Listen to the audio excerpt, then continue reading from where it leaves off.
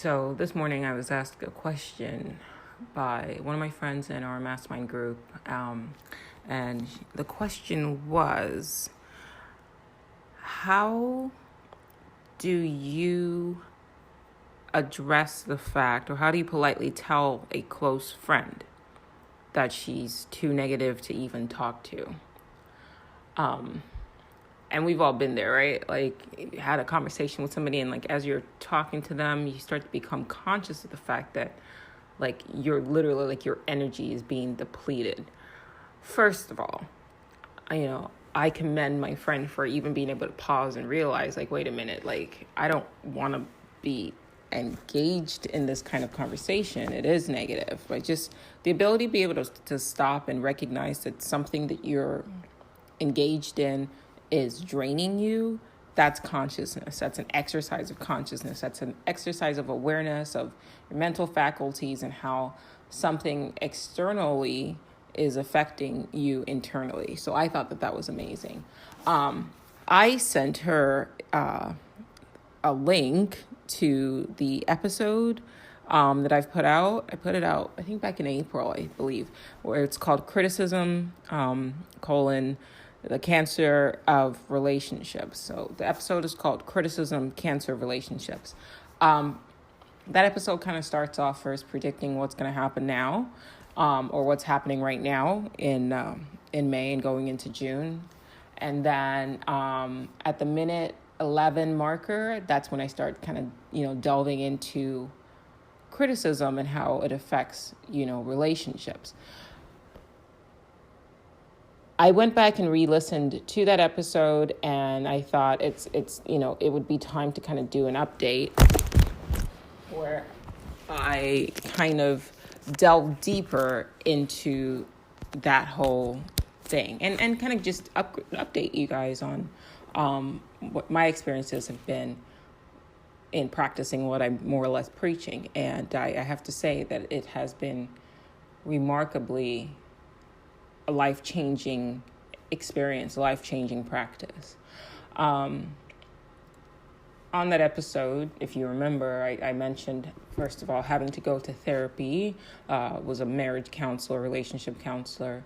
And I think I said something to the effect of, as it being a person that constantly works on myself and constantly works on being conscious, within, I would say, maybe 10 minutes of sitting with a therapist at the time, I suddenly became aware that I was no longer happy. So I went into the counseling session with my husband, and we were fine. It was just more, let's just have somebody kind of talk us through things and help us better communicate. And this is what I thought counseling was supposed to be about. And by the time I got out, I felt unhappy, I felt frustrated, I felt angry, and I felt drained. Not at my husband, because I was conscious enough to realize that when I went into the situation, when I went into the counseling session, I didn't have any of those negative emotions towards him. Something happened in the therapy session that then brought out those feelings of negativity. And it wasn't necessarily the things that he said, because that I can almost excuse, because if you're prompted more or less to condemn or criticize your partner by somebody who's supposed to be a medical professional, you're going to do it more or less because you think that it will somehow help your relationship. And so if you want your relationship to survive, right, which is why you're going into therapy in the first place, because you feel like you need the external help, then you're going to do as you're prompted. But as I said, I started the conversation with the therapist, and she said, what problems do you think you guys have? And I was cognizant enough to say, I criticize my partner way too much. I think we have a communication problem. I don't have an excuse. I'm a Virgo. He's a Virgo. And I just think it's a bad habit. Now, you say that hoping that, the therapist just goes ding, ding, you hit the nail on the head, work on that, and you'll be all right. And now let's focus on ways for you to do that. But instead, it sort of devolved, in my opinion, into, oh, okay, and what else do you think that, you're doing wrong? And that's fine. I don't mind pointing out my mistakes. But then the tables turned, and then it became, and what do you think your partner is doing wrong? And then I kind of refused to really join into that, mindset. But then when the tables turned and it was my husband's turn, then it just became this like, okay, well, I don't like it when she does this, and I don't like it when she does that. And like every time he did that, I recognized how it was making me feel.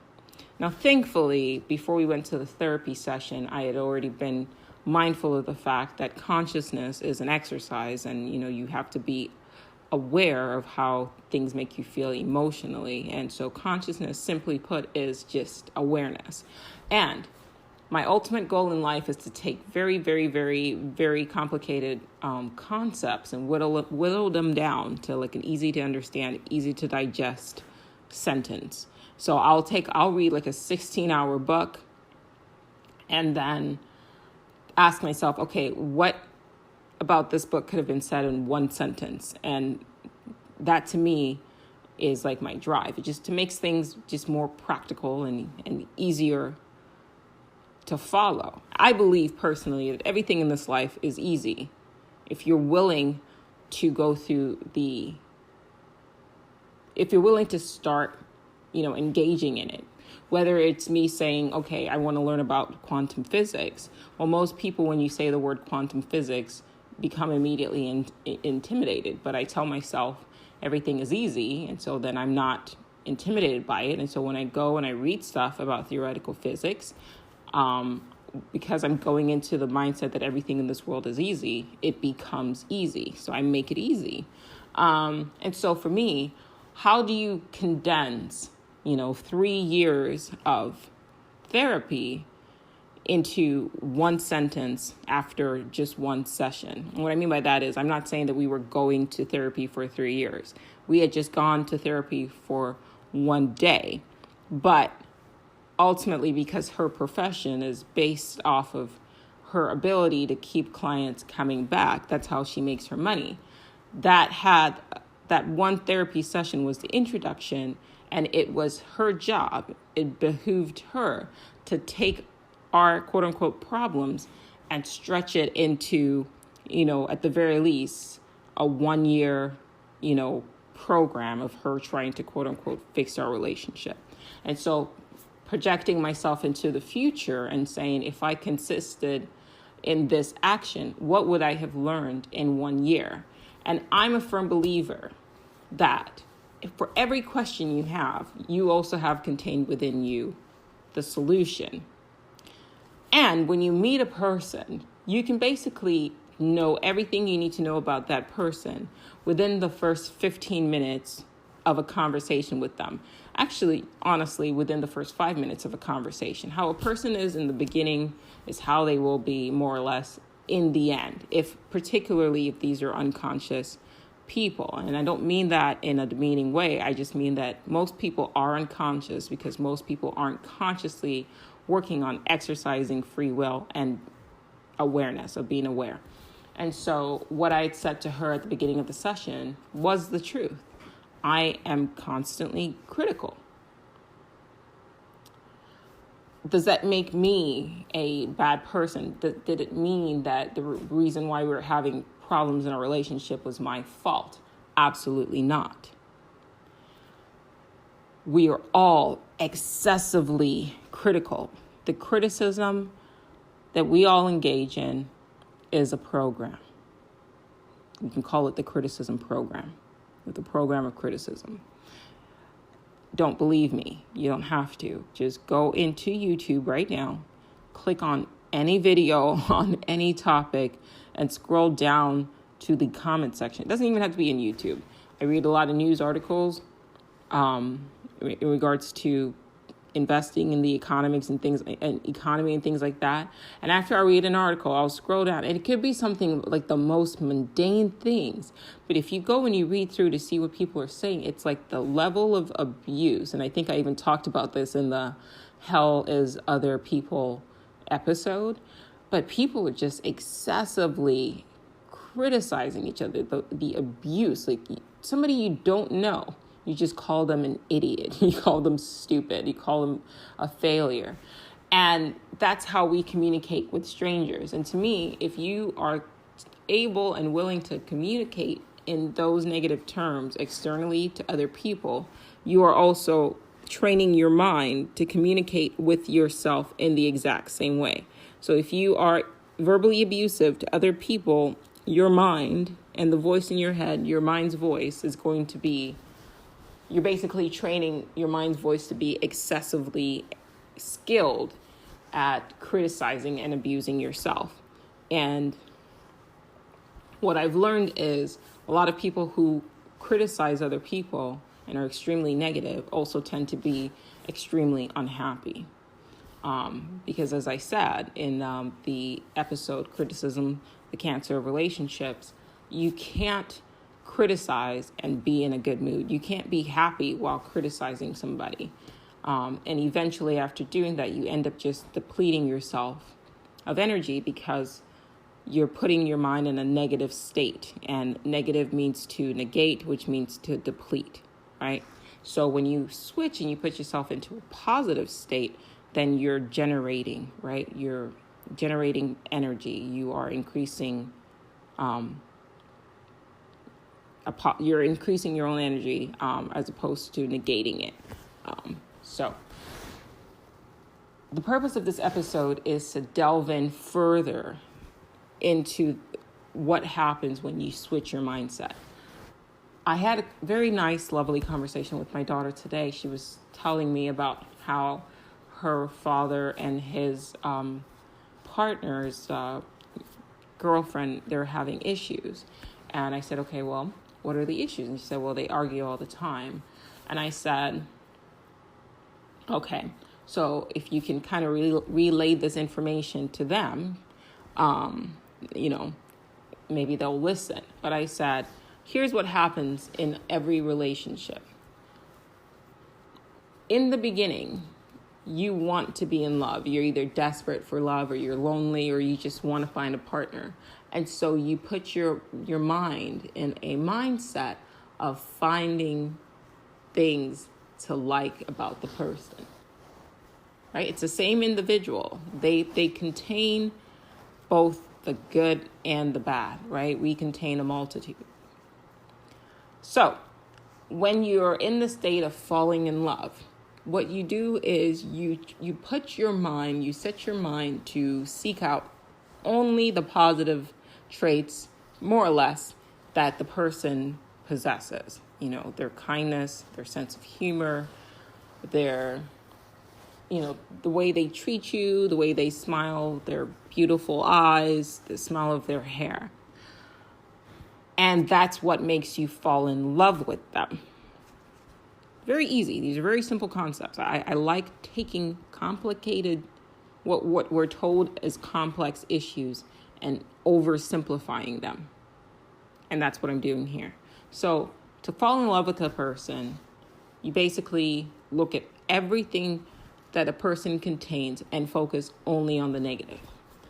But as relationships go on, the longer you're with that person, this programming, that criticism programming that we are all programmed with begins to seep back in. And all of a sudden you shift away from only finding out the positive things that you like about the person and focusing on that, and you completely counter that, and then you seek out just the negative that the person contains. Now, all those negatives, the way they snore, the way they breathe, the fact that they pick their nose, like the fact that they fart, the weird way that they laugh, all of those, or you think it's weird, all of those things that person had contained together in one package when you first met them. You just chose to ignore them and instead to focus on their positive traits. Okay? And that's what made you fall in love. So obviously, if you want to fall in love with a person, focus on their positive traits. Simple. If you want to fall out of love with that person, that same exact human being, focus just on their negative traits. If you spend a long time focused on everything good about the person, you program your brain to love that person, to fall in love with that person. If you spend an equal amount of time training your brain to focus on everything that you don't like about that person, eventually you're going to not like that person. I'm going to say 3 times. It's a very simple concept, but think about it. We've got a 55% divorce rate. Clearly, a lot of people don't understand this. Clearly, therapists don't understand this either, or they do, and they just want the whole process to be convoluted and I guess cost efficient for them. I'll say it again. You want to fall in love with a person, focus on all the positive things about them. You want to fall out of love with the person, focus on all the negative things about them. You want to fall in love with a person, talk about all the good things that they do. You want to fall out of love with the person, talk about all the negative things, all the bad things that they do. That's it. Very simple, not very complicated. Some people have been married and divorced 3-4 times and still don't get this. If you want somebody to fall in love with you, it's super easy. You don't need any magic charms. You don't need any magic potions.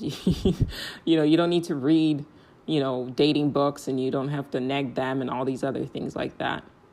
Just be a pleasant person to be around, in the sense of don't be draining, and compliment them.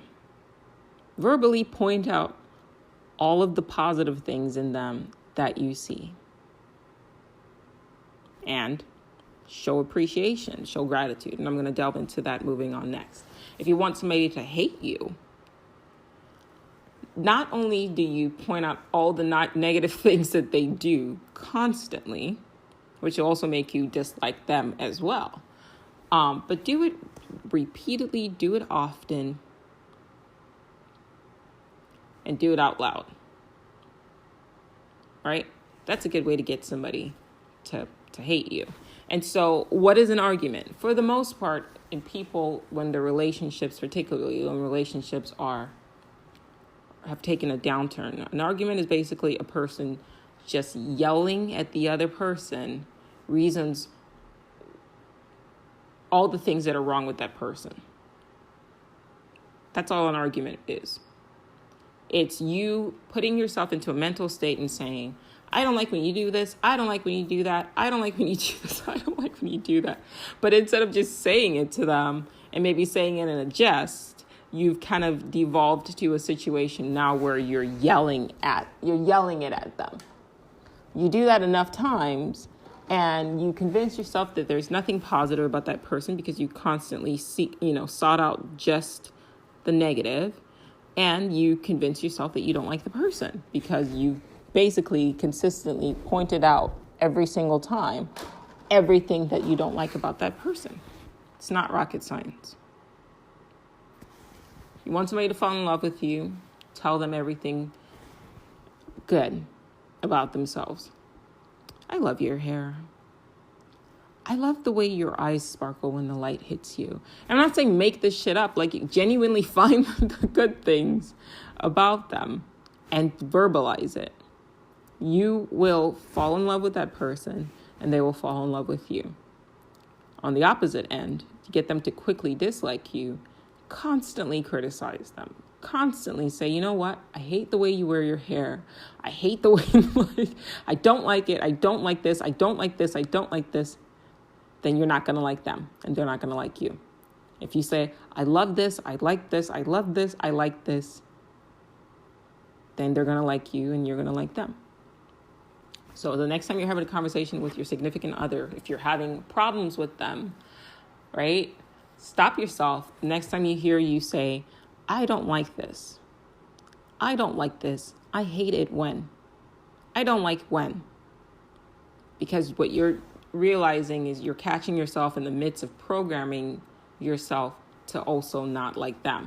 Because if they're a source of all the things that you don't like, then you're not going to like them. And this applies to anything. If it's a car that you have, right, and you don't like the car, you don't want the car, eventually you're going to start saying a lot of negative things about what you don't like about the car. And then you're going to say, I hate this car. Well, yeah, you programmed yourself into hating it. You can do the opposite. You can program yourself into loving it. You can program yourself into loving anything, and you can program other people into loving you. And you can also, unconsciously, without realizing it, program other people into disliking you. So that's the first step. Here's the second thing. If you want people to love you, show appreciation and gratitude for the things that they do, right? So if you want people to not love you, to dislike you, right? Don't show appreciation for the things that they do, right? Ignore all the things that they do, all the good things that they do, and instead focus on the things that they're not doing, right? So now what do I mean by show appreciation? Well, appreciation to me is acknowledgement of what people do. Acknowledgement of a person's impact in your life, right? And acknowledgement of what a person is trying to do. And what I mean by that is this. Have you ever come up with something, right? Done something that other people benefited from, and then watched people give the credit to somebody else, or just fail to give you credit? That, how does that make you feel? That doesn't make you feel good, right? That's not a good feeling, right? To bust your ass or be inspired by something or whatever, and then somebody comes in and they go, oh yeah, I thought about this and it's great. And you didn't think about it. They didn't think about it. You know that you were the inspiration behind that, and yet this person just full on just took credit for your shit, right? How does that make you feel? Right? Now, how would you have felt if instead of the person taking credit for something that you inspired them to do, you actually paused and just literally, or they actually paused rather, and took 1 second to acknowledge your contribution to whatever conclusions they came to. You know what? If it wasn't for you, I wouldn't have been able to do this. So thank you. How does that make you feel? Of course, it makes you feel good.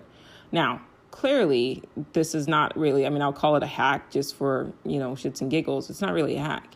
If something that a person could do to you makes you feel good, then guess what? Other people enjoy it too. It's not rocket science. It's very simple, right?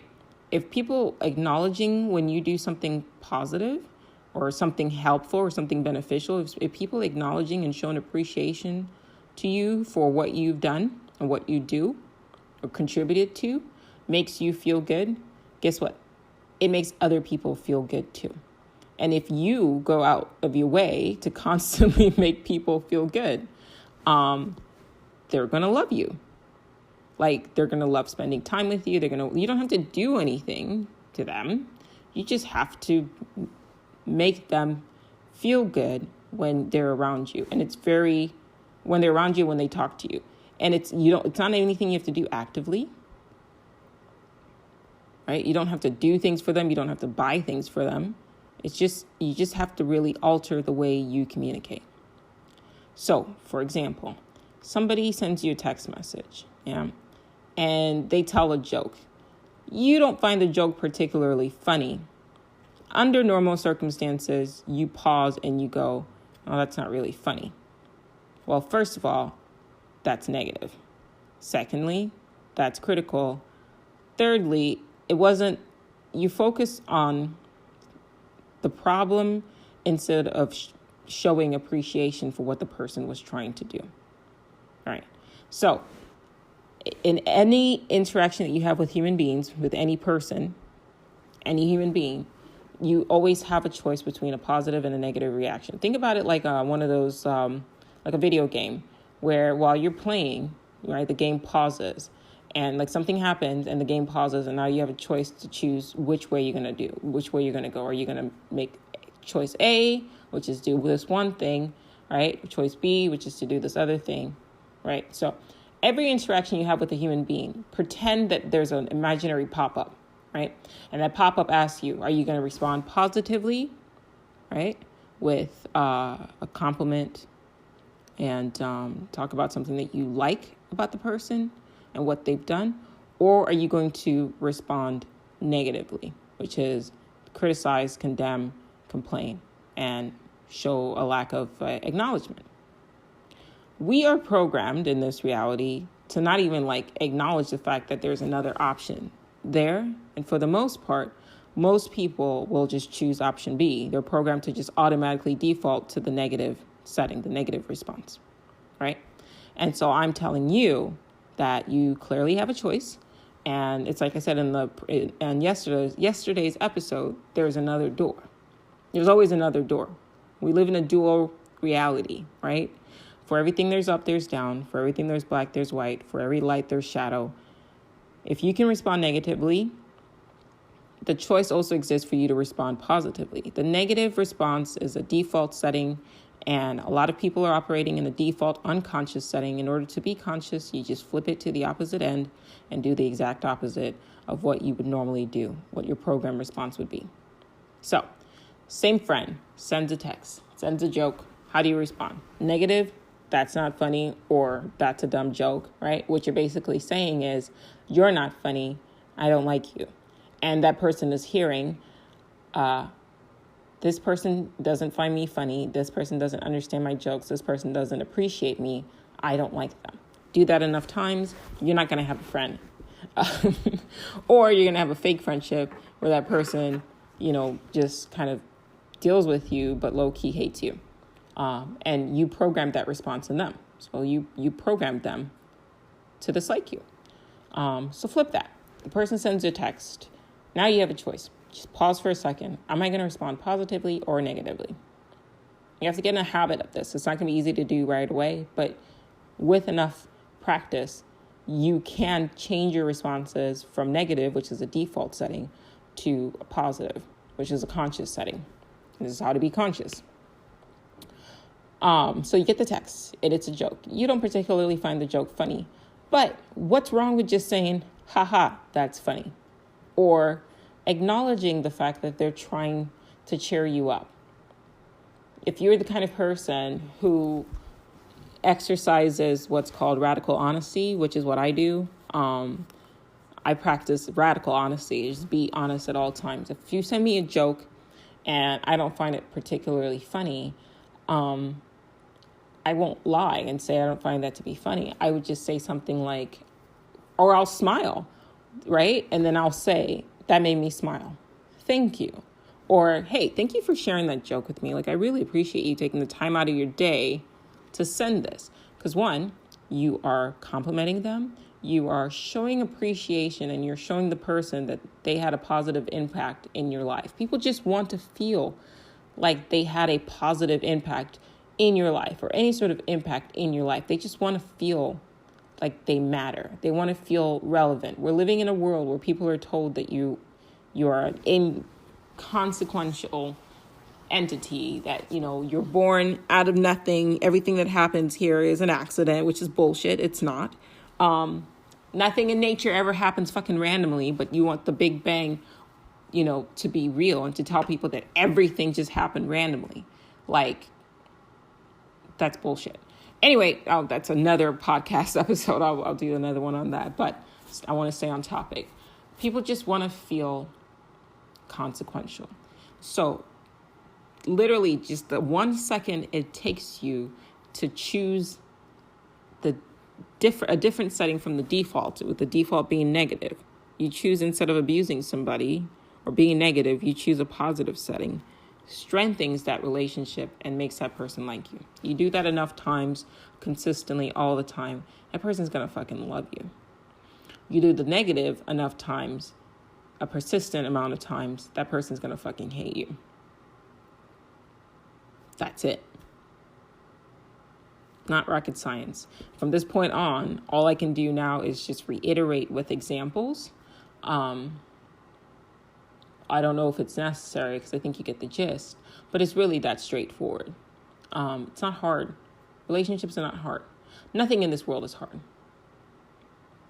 Nothing. So to answer my friend's question, how do you communicate with a person to let them know that they're being negative? Send them this podcast. Yeah, send them this podcast and let them listen to it. And just let them know, like, listen, every time you say something negative about the person, all right, or whatever it is that this negative person is doing, they're probably speaking negatively about somebody else. So if you just bring it to their attention that, listen, whatever it is that you're complaining about, whomever it is that you're complaining about them isn't going to help them. And it's not going to help you. And it's draining to you. And it depletes your energy. And it doesn't make you feel good. If you want to feel good, if you want to be happy, if you want your life to change, you want to start noticing living a different life, if you want to start living consciously, instead of constantly pointing out everything negative that you don't like, right, which will eventually lead to you just hating life, right? If you constantly point out everything negative about life that you don't like, you will eventually end up hating life. Or you have the option of just finding the positive. If you get yourself in the habit of finding the positive, you will eventually love life. I have gotten into that habit of doing so, and I got to tell you, I am so much more happier than I've ever been in my whole entire life. Like, I'm the kind of person where, like, I was just like an inborn, I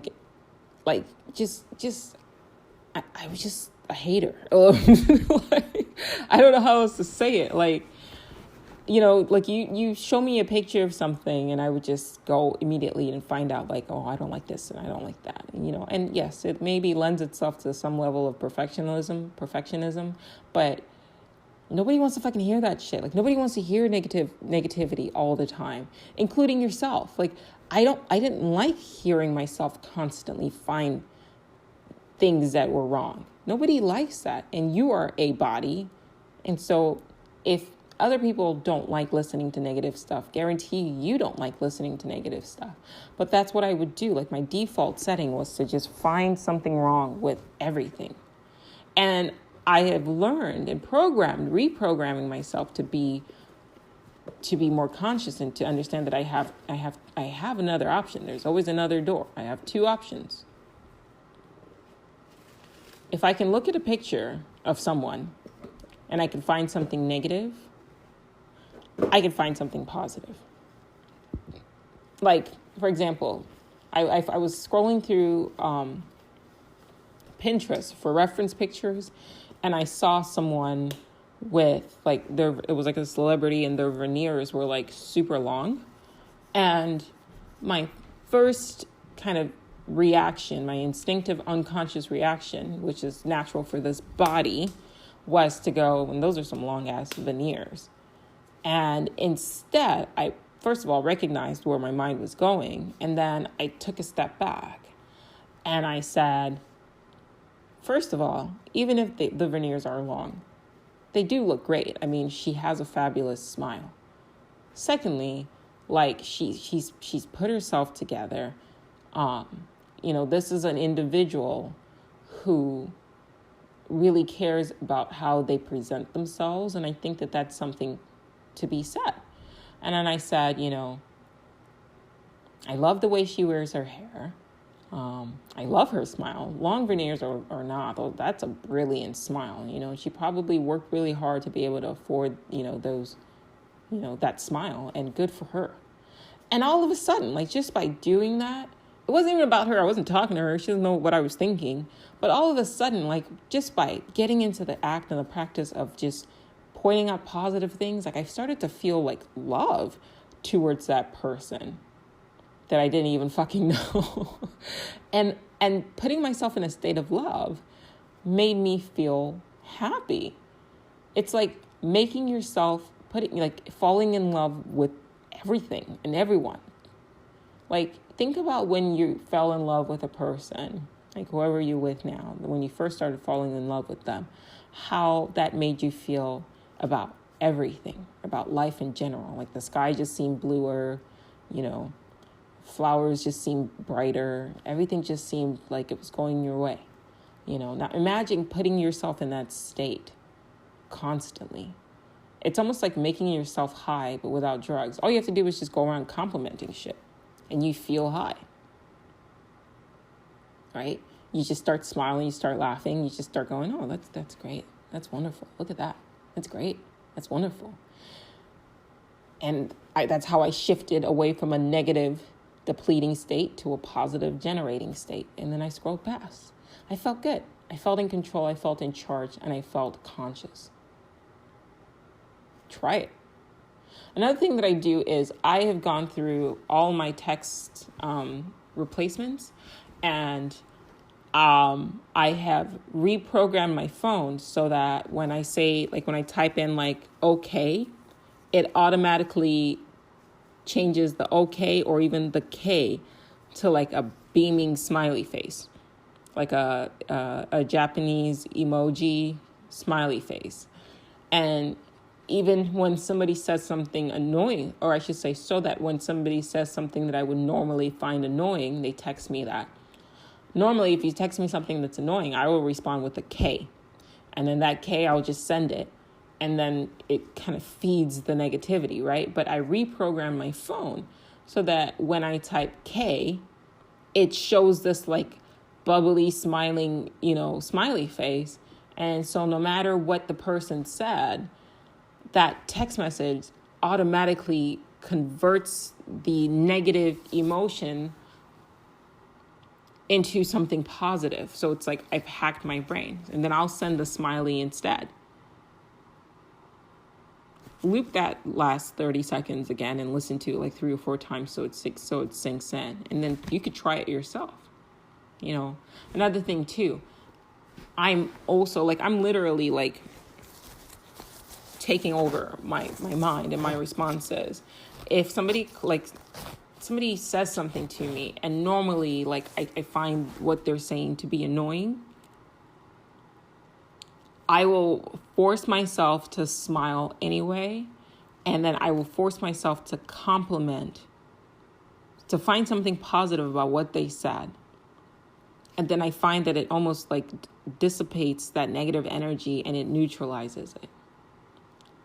So, for example, I told my daughter, clean your room.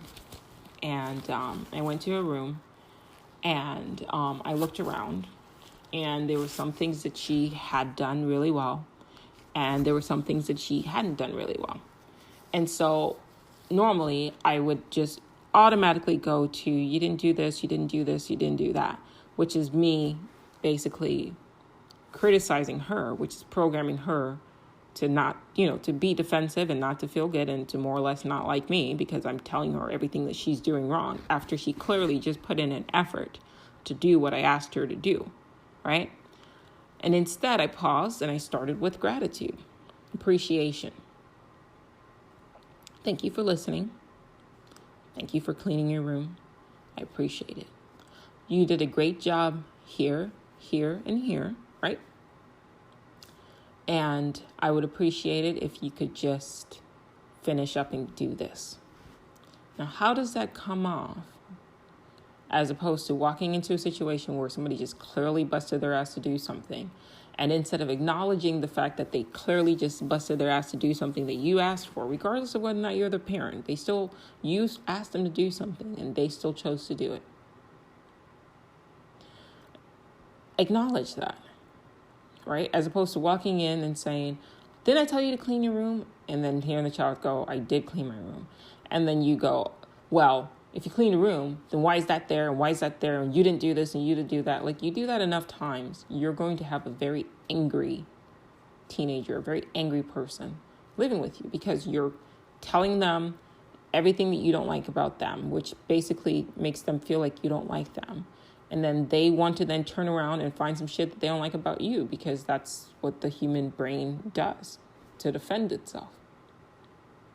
And then you end up having angry kids and angry home. Like I said, take that same mindset and apply it. Get into the exercise. Apply it to your partner. Your partner comes home, they did something that you think is wrong. Before you go and you point out and start telling them, I don't like that you did this. Why did you do this? Attacking that, right? Because that's what your brain's going to do. It wants to do that. It lives for that. Let's be negative? Of course. The way you become conscious is you stop and you pause yourself. The way you exercise consciousness, you stop and you pause yourself from exerting that negative response. And then instead you say, thank you for doing this. I appreciate that. I see you trying to help. Acknowledge that. Because just like you like when people acknowledge the good things that you do, so do they. You know, they say the golden rule is do unto others as you want others to do unto you. But to me, you're taking something that's even more simple and complicating it even further. So I want to expand on that and say, whatever makes you feel good makes other people feel good too. If you want people to like you, make them feel good because you feel good when people like you, right? Or you like people that make you feel good. I should say that. Let me say that again. If you want people to like you, make them feel good because you like people who make you feel good. If you want people to dislike you, make them feel bad because you dislike people that make you feel bad. If you want people to like you, make them feel good because you like people that make you feel good. If you want people to dislike you, make them feel bad because you dislike people who make you feel bad. Rewind that and replay it until it sinks in.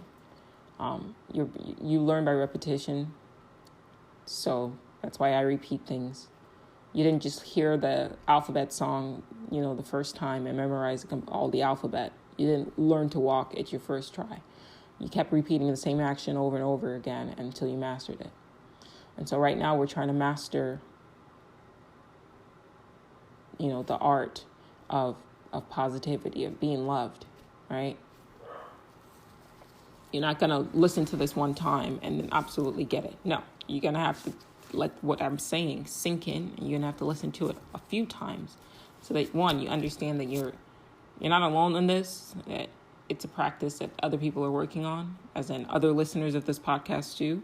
You guys are all in this together, myself as well, right? And two, imagine how much your life changes if everybody out there is being critical. That's their default setting, right? Now, how are you going to set yourself aside from your coworkers, right? Right? If you're in a workplace setting and everybody else is being negative and you're being negative too, well, how does that set you aside from everybody else? You want to raise, you want your boss to like you, do what I just said. You could say it's sucking up. It's not really. It's not sucking up. I mean, I've detailed it in a way that it's definitely not just as easily, because it does come from a genuine place. It does require that you pause and genuinely try to see, find things to show appreciation for that person, right? So when I go to my daughter's room, I'm not sucking up to her by saying, I appreciate you cleaning your room. I'm acknowledging to myself and to her as well, but mostly to myself, that, hey, she didn't have to do this. B, she didn't have to try. She could have just thrown some shit under the bed. I mean, honestly, but she chose out of respect for her mom and the relationship that she has with her mom to listen and to try to clean her room and to try to make me happy. And so I've got to respect that. I've got to show appreciation for that. And I got to say thank you. And then I got to say, I like it when I like this, because then that also reinforces in my mind the fact that I like her as an individual, right? And reinforces my love for my daughter. I'm taking very complex, what we're told are very complex, things, which are not, and I'm oversimplifying it because it really is that simple. It's really that straightforward. It really is that simple. Try it yourself. You know, when you're on the phone with a friend and they're being excessively negative and you start feeling yourself being depleted, ask yourself, what is it? What is she talking about? What is this friend talking about right now that's making me feel some type of way? Guarantee you they're criticizing somebody. They're talking about something that you're doing that you don't like. They're failing to show appreciation for things that you've done and that you're doing. Like sitting there and listening to them bitch and moan every single time, even being able to answer the phone. You know? And if it's somebody that's annoying you, you know, you can reprogram yourself to not be annoyed by that person if you can stop and show appreciation for what they're doing. You know? Like, I have this family member that calls a lot. And at first I would get annoyed, like, oh my God, like, they keep fucking calling. But then I realized, like, I'm not showing appreciation and I'm programming myself to dislike this person, to always be annoyed when this person calls, because I'm saying I don't like it when they do that. So then every time they call, I'm going to shift myself to a mindset of I don't like. What I told myself instead is, listen, they want to talk to you. You should appreciate that this person loves you so much that they want to speak to you. You should appreciate that there's something about who you are as an entity that they enjoy engaging with. You should show gratitude for the fact that you have somebody that does want to talk to you this often. And when I answered the phone, my response was, hey, thank you for calling. I really appreciate you taking the time out of your day to call me.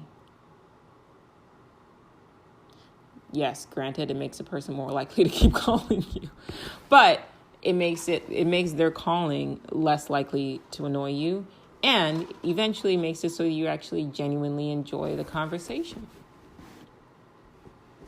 Every interaction you have with another individual is an opportunity to exercise consciousness. Every interaction that you have with another individual is an opportunity to exercise consciousness. Every interaction you have with another human being is an opportunity to exercise consciousness. One more thing. When you fail to show recognition, when you fail to acknowledge when a person does something good, you low-key trigger their unconscious to treat you as a person that is a taker, a leech in some sort of way. And what I mean by that is this. We have all been programmed with the mindset and the understanding that it's, you know, it's a law of reciprocity, where if you give somebody something, they should give it back to you, right? That is a law. It's an ingrained program in the human brain. If you give to somebody or somebody gives to you, you have to give back in some way. That's why companies will offer you a free gift, right? Because then you feel inclined to give them your patronage. So when you interact with people and you give them something, even if it's not something tangible or physical, if it's advice, if it's, you know, your time, if it's, you know, just listening, you're giving them something, okay? If they fail to return that favor, unconsciously, you're not even aware of what's going on. So I'm bringing it to your awareness. Unconsciously, they will start to resent you. Or I should say you will start to resent them. You know what I'm trying to say. So if I have this friend, and I had this friend who, every time she has a problem, she'll call. Every time she had a problem, she would call. And I would literally sit on the phone with her for hours, listening to her problems. That's me giving her my time. That's me giving you 4 hours of my life to listen to your problem. Okay? So it's ingrained in my brain in some sort of on some unconscious level that if I'm going to give you my time, that's the basis of our friendship. I'm giving you my time. When I need the same thing, you ought to return the favor. Now, what would happen is when I would have a problem, I would try to call and talk through it with her. And like she would then turn the entire conversation back to her. And this was before I was cognizant of what was happening. But after, a couple of times that happened, I just stopped taking her calls. And now I'm conscious of why that happened. It's because how am I going to give you my time, my mental energy to solve a problem, and then when the tables turn, you don't reciprocate? Right?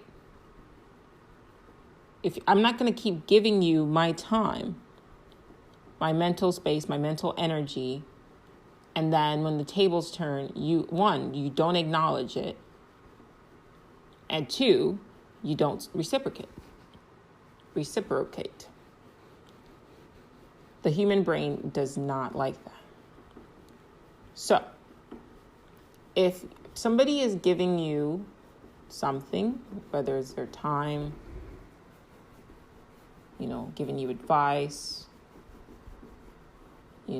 helping you in any way, shape, or form, in order to be loved, if you want them to love you, make sure that when the tables are turned, you give them something back in return. You'll notice that all the friendships that fall apart, it's because somebody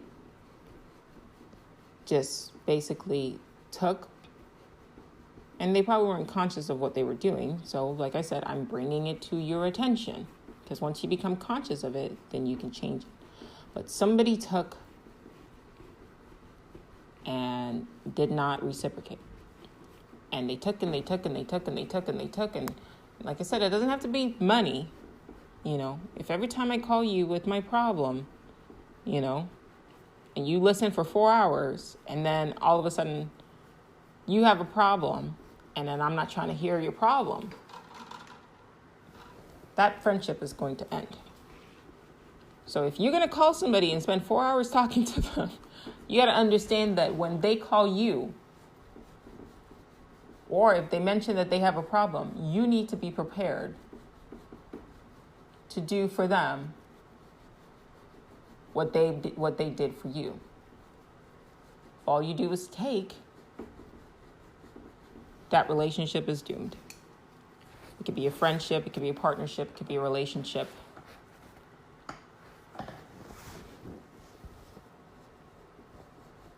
You do for others what they've done for you. I think the final thing is acknowledgement. And I mentioned it before, but I'm going to acknowledge it. I'm going to mention it again. People love to be acknowledged. I've said it before, but I'm saying it again because it's very important.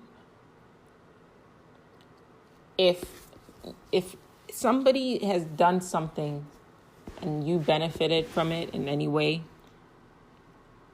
you better take the time out of your life to give them credit for that. It's something stupid. I couldn't tell you why it matters.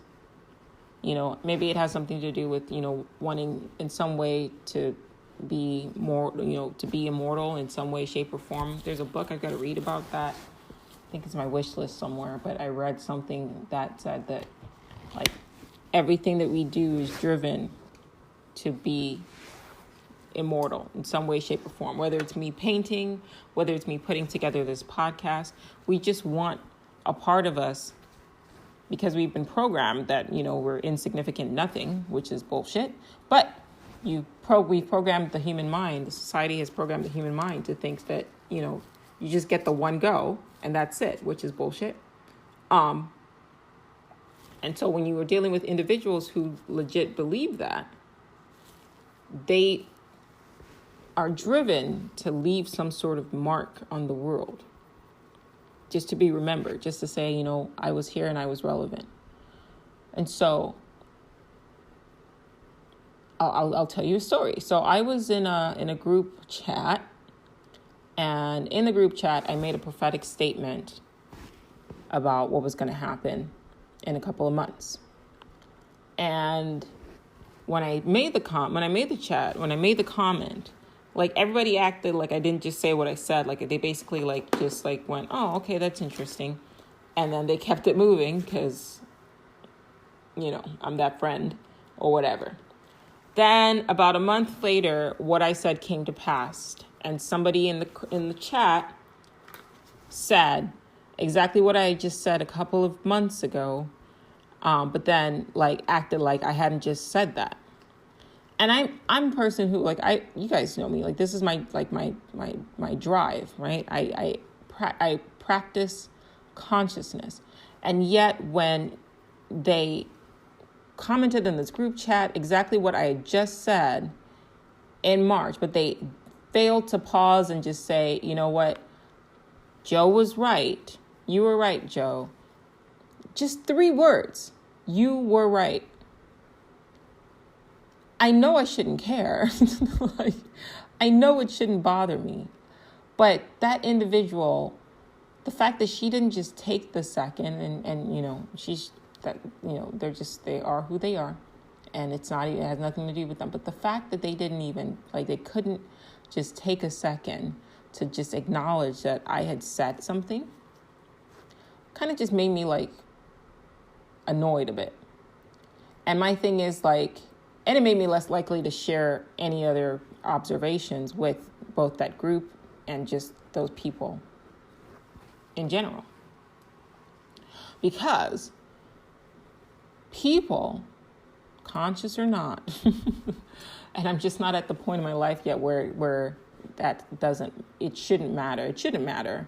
But as of now, it does matter. In this point in my life, it did matter. It does matter. That acknowledgement does matter. And if it matters to me, it matters to other people. So in the future, when I would come up with something, when I came up with observations, I withheld the information and shared it with other people in another group chat that I knew would show appreciation and just to say fucking thank you. I don't need a parade.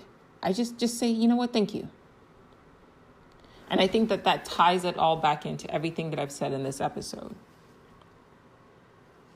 It's not that hard to be loved. It's really not. It's really, really not.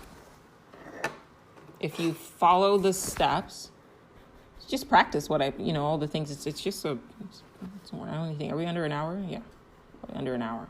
You can speed it up, listen to it at 2x speed, and practice it. Just practice it. Not only does it put you in a better mood, you just end up feeling happier. You feel like everything is just lovely and you love people, you love the world. So you just end up putting yourself in a better mood. But people also end up loving you.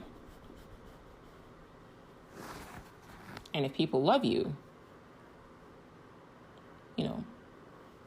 they're more inclined to want you to succeed, to want good things for you, to want to spend time with you.